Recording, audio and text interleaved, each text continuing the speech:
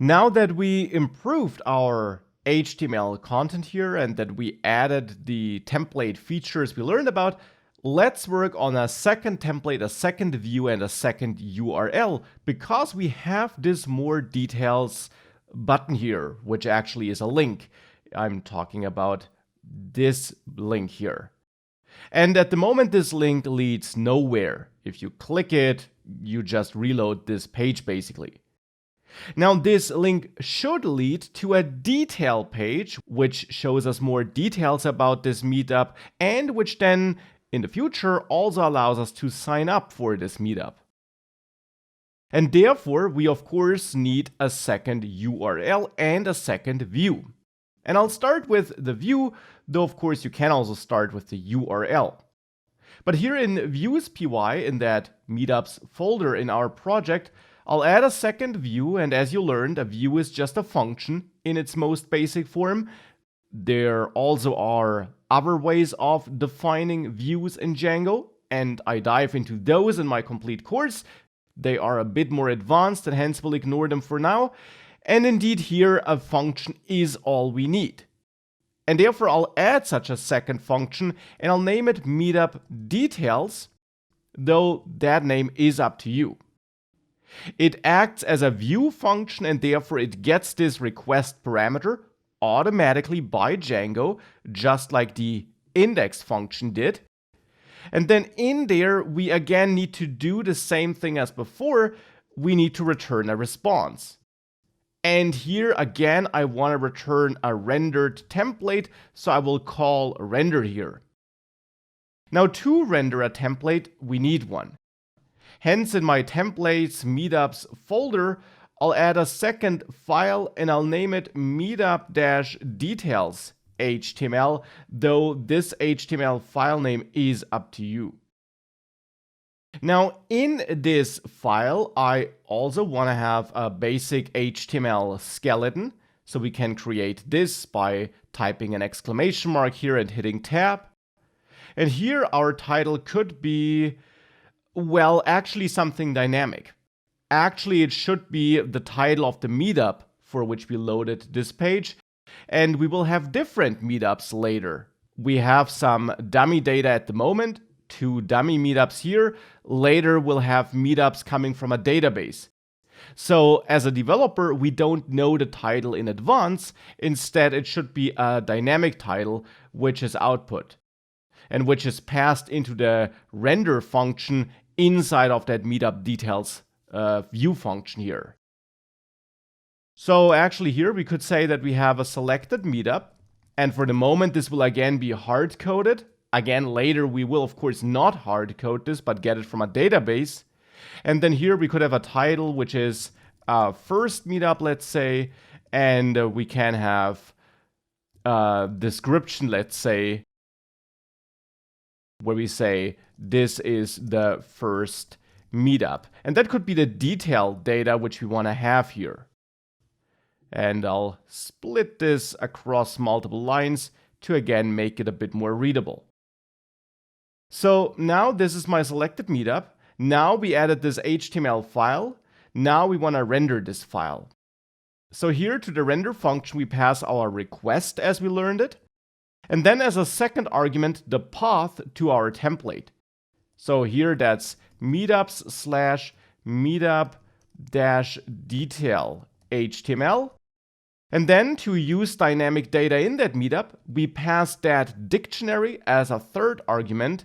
And in here, we can define any key value pairs we want, like, for example, here, the meetup title, let's say, which could be selected meetup title. Of course, we could also pass the meetup as a whole into our view. That's totally up to you. I just want to mix it up here to show that both is possible. And hence here I'll then also pass in my meetup description, which is selected meetup description here. And now inside of that meetup detail HTML file, we can now output the document title dynamically by using interpolation. This can be used anywhere in this HTML document, not just in the body. So we can also use interpolation here. And then here we could output the meetup underscore title. And with that, of course, I'm referring to this key value pair in my dictionary here. So that's the title of this page.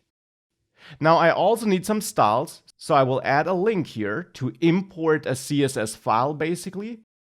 And again, I want to derive that URL to that static file dynamically and let Django do the work of coming up with that URL.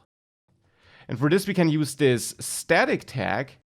And then it's the same static path as before. It's meetups/styles and then base CSS. I still want that file, but I'll then copy this link and also include a meetup-detail CSS file, which I did attach to this lecture. So attached you find this meetup detail CSS file, which I did now add to my styles folder. And that should also be included here in our HTML file. And to unlock this static tag, we also need to use the load tag here at the top of this file and load this static feature. We don't need to do this for and if, but we do need to do it for static. Now that's the metadata and our styles. Of course, we also need some content on this page. And here I want my main block, let's say with the article inside of it. And then there I definitely want to have the image of my meetup. And at the moment we don't have an image yet. We will have one later. We'll actually even have an image which gets uploaded by the administrators of this website. And therefore I will already add this image tag, even though we don't have an image yet. Now below that image, I then want to add a section with an ID of location, because the goal of that section is to output some location information about this meetup. So we can have a h2 tag here where we say meetup location, and then below that maybe an address tag where we could say this meetup takes place in, and then I use a span for styling purposes, location, which should be output dynamically, and then thereafter in parentheses, and that's not a special syntax, that's plain text here, I want to output the detailed address. And at the moment we don't have that yet, so I will just work with some placeholders here, location and address. Just like the image, we will later have actual data here, which comes from a database and which is created and added by us, and therefore we'll need that later. For the moment, it's just this placeholder. Then I want to have a second section here on this page, a section with an ID of details, because in here I want to have a title where I say, what's this meetup about? And that's a h2 tag with that title. And below that, I want to have a paragraph with the meetup description. And that is some data which I did provide here in my dummy data. I am passing this meetup description into my template. And therefore, we can interpolate and therefore output meetup description here, because that's some dynamic data which is available here. And actually in this section on which we just worked, I then also want to have a footer below this description paragraph, in which I have another paragraph where I say, need more details? Question mark. Please contact the organizer, but don't spam us. And then a smiley maybe. And then contact the organizer should be a link. So I'll wrap that in an anchor tag and give this a ref attribute.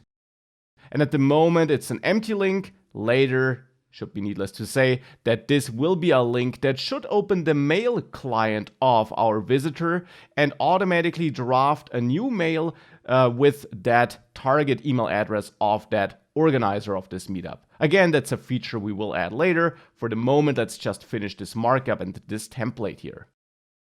So now there's one last section which I will add, and that's a section which will later hold the registration form, which we need to sign up for this meetup.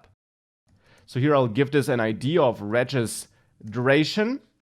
And by the way, you need to make sure that you don't have any typos in those IDs, because these IDs will matter for styling. So that's this section. I also add a heading here where I say join us. And then we'll have a form down there, but we'll add that form later. For the moment, I'll just say form here to remind us of the fact that we'll add a form here eventually.